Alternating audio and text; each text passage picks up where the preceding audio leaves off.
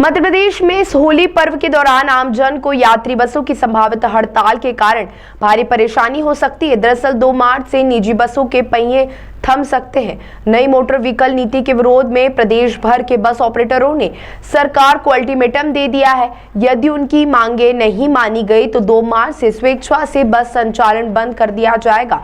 मध्य प्रदेश निजी bus operators association ने 22 फरवरी 2026 को सागर में हुई बैठक के बाद बड़ा फैसला लिया है। एसोसिएशन ने सरकार को पत्र लिखकर चेतावनी दी है कि स्टेज कैरिज बसों के संचालन के बाद लागू की जा रही नई दमनकारी नीति को तत्काल वापस लिया जाए। पत्र में बताया गया है कि 24 दिसंबर 2025 को प्रकाशित संशोधित नियम और 29 जनवरी 2026 को किए गए संशोधन बस मालिकों के हित में नहीं है।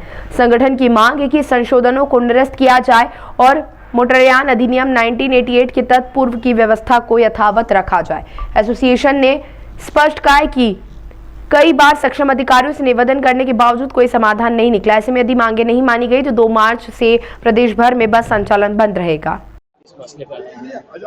अभी 2 दिन पूर्व हम लोगों की सागर में पूरे मध्य प्रदेश बस एसोसिएशन की मीटिंग हुई थी।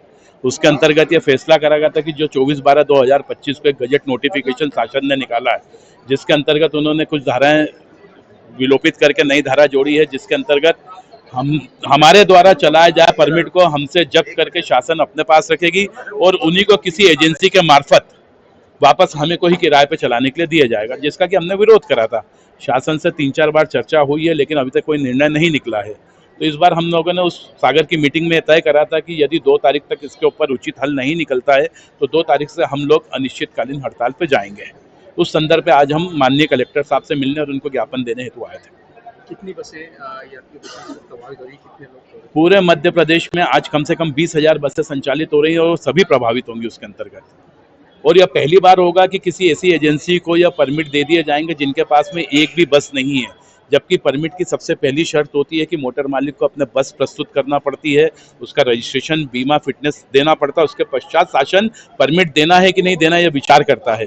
लेकिन जो नई नीति के अंतर्गत ये है कि किसी एक ऐसी एजेंसी को दे देंगे जिसके पास में एक भी बस नहीं है और हम लोगों को फिर उस वापस कॉल करके परमिट दिए जाएंगे और हमसे रॉयल्टी के तौर पे 3-4 रुपये प्रति किलोमीटर के हिसाब से शुल्क लिया जाएगा, जो कि पूर्ण रूप से अनुचित है। इसका किराया सीधे वृद्धि करेंगे तो जनता के ऊपर भी इसका प्रभाव पड़ेगा।